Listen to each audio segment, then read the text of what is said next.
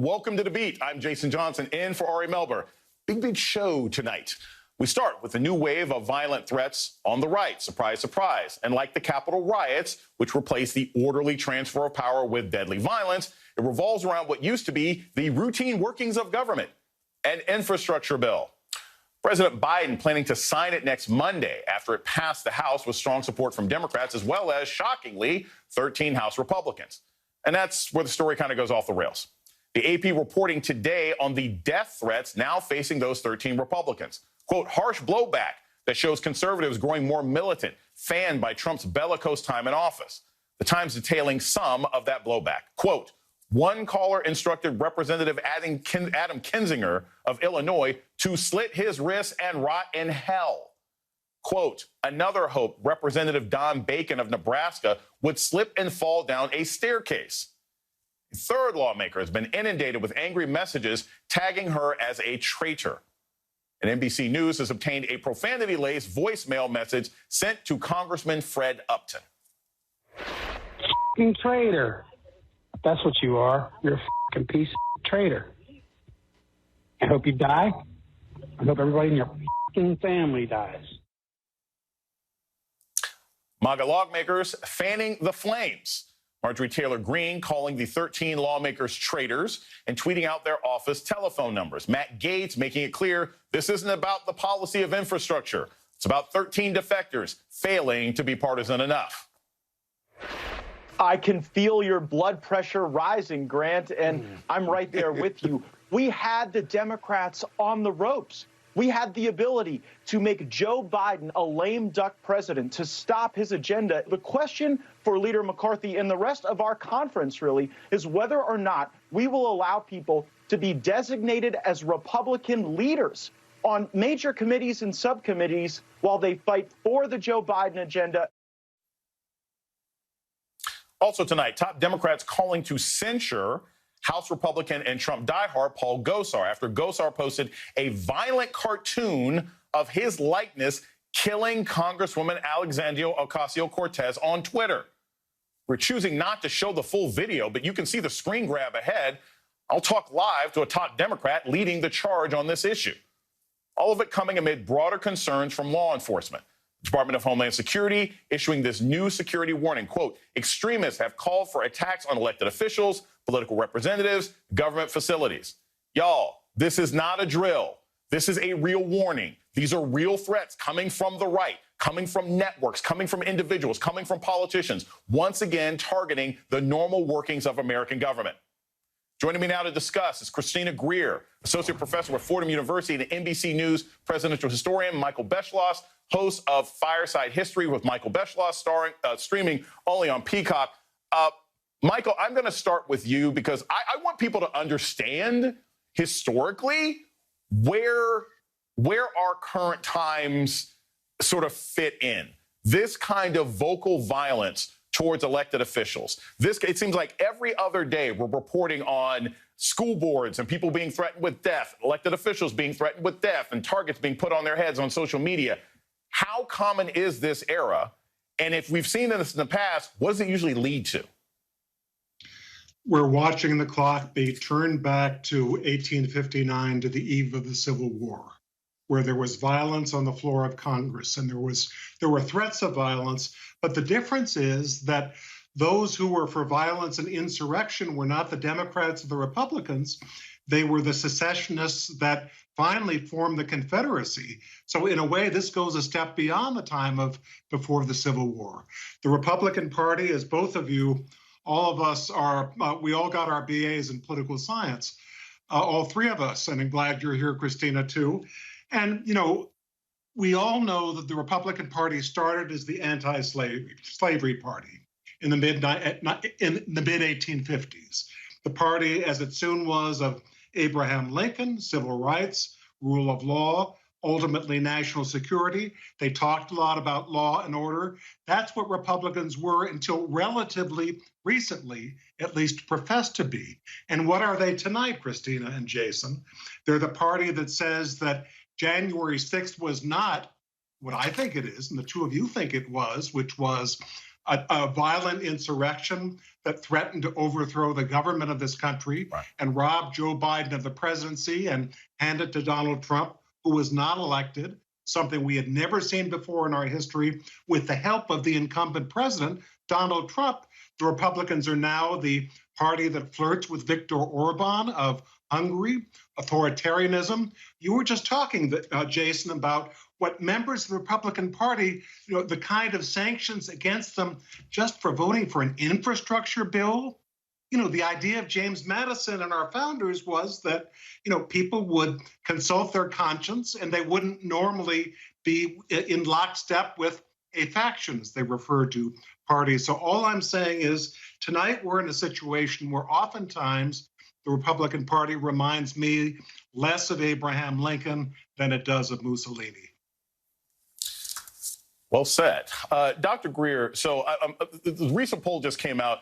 47%, it's not the majority, but 47% of Republicans say that they should find space for members of their party and political leaders who describe Democrats as evil. And when you take that into consideration, you look what Gosar has done and you look what Marjorie Taylor Greene is doing, harassing people around the office space. You and I, anybody watching this show right now, if we were tweeting threats to our coworkers, we'd be fired. Our key cards wouldn't work when we tried to get back into the building. So not just politically, Dr. Greer, but what is lacking on the part of this administration that they're watching violent threats be lobbied at coworkers and staff members, and none of these people are being kicked out of Congress. None of them are being kicked out of the building. None of them are being escorted for engaging in the kind of violent language and rhetoric that would have anybody from a university to Chipotle sitting outside the door. Oh, we are having a little trouble with Dr. Greer. She's being silenced. She's being canceled. All right, we'll go back. We'll go back. We have a Democratic Party, Jason, who isn't taking this as seriously as they should. We still have a committee where they're talking about January 6th. Any member of Congress who even flirted with individuals on January 6th should have been expelled from Congress. We shouldn't be having these conversations. And sadly, as Representative Ocasio-Cortez has said, because the vast majority of the people who are really being harassed are women of color and or just women, white women specifically, it doesn't seem as though it's a priority. And so when we have Cori Bush saying, I need to move my office, Marjorie Taylor Greene is harassing me. When we have Alexandria Ocasio-Cortez being harassed on the steps of Congress trying to go to work. I said this last night on Joy's show, Representative Shirley Chisholm was stabbed while she was campaigning. This is not a drill. And we need more Republicans also to say this will not be tolerated. They, too, will have blood on their hands, sadly. And we see that it's escalating, this conversation around the Second Amendment. The fact that George Washington warned us about this in his farewell address. The framers constantly debated this. Federalist 10, if your viewers haven't read it yet, reread it. Read it for the first time. Because this was something that our framers were really concerned about. Right. And we're in this moment, especially now that we have women of color who are in leadership positions, and we have far too many members of the Republican Party who are not just threatening them, but essentially, Jason, you and I know this, when someone tweets at these representatives, these women of color who are representing us in Congress, what they're essentially doing is saying, hey, my army of bigots and racists and people who are armed to the teeth, go after them. And then, unfortunately, if something happens, they'll say, well, I didn't do it. I don't know how that happened. It's like you've been saying this and inciting this type of violence on a daily, consistent basis.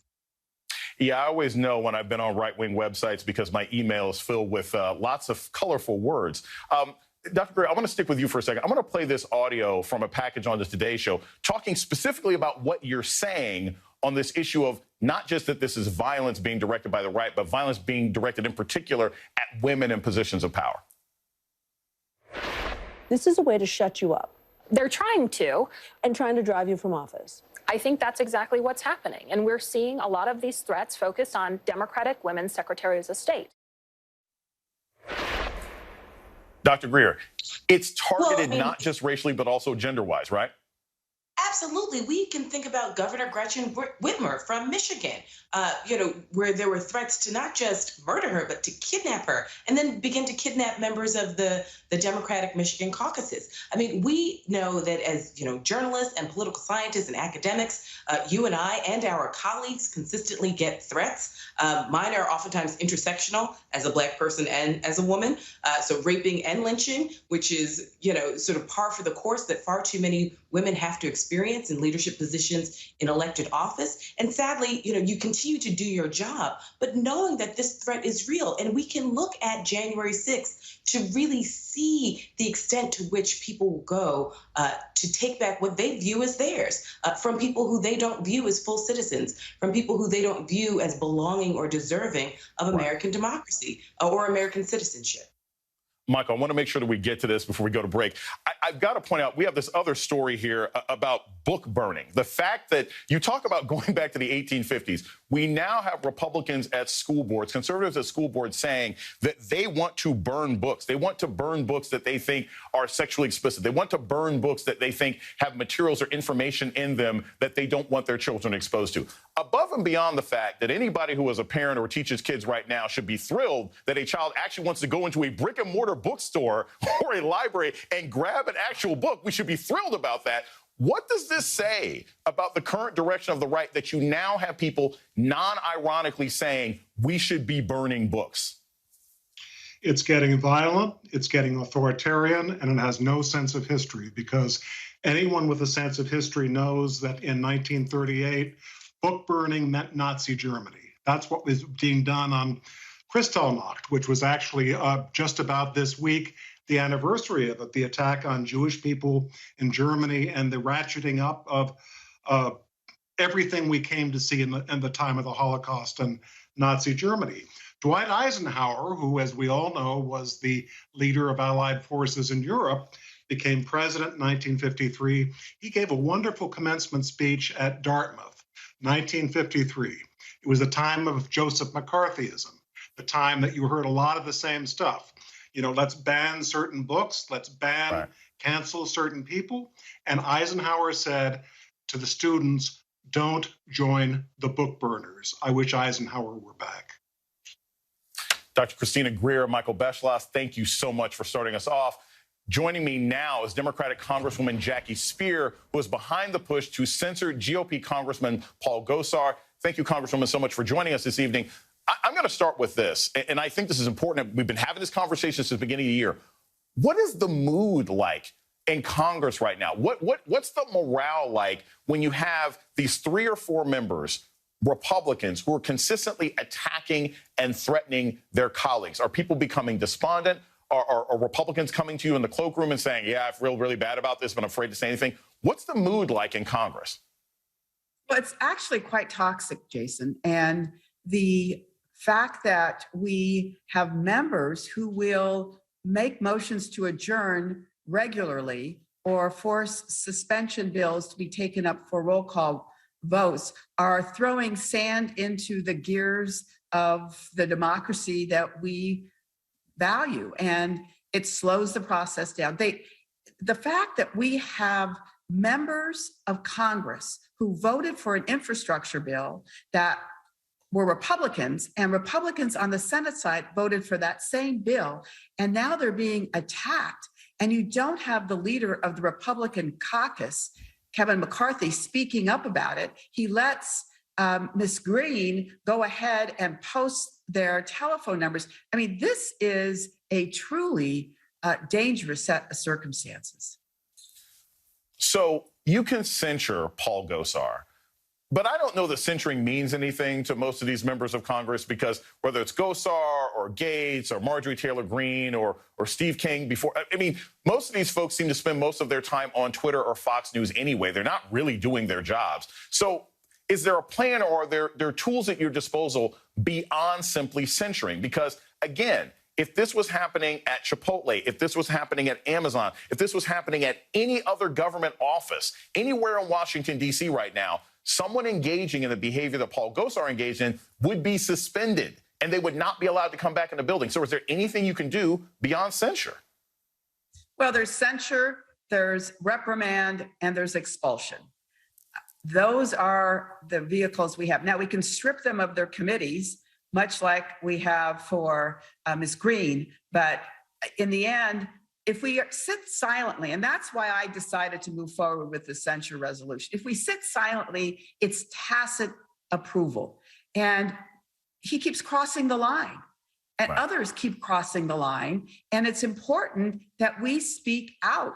Violence against women is a problem in this country. It's a problem for women in powerful positions around the world. 85% have been surveyed and said that they have had problems. I have had 2 persons charged for making charges against me. One was actually convicted.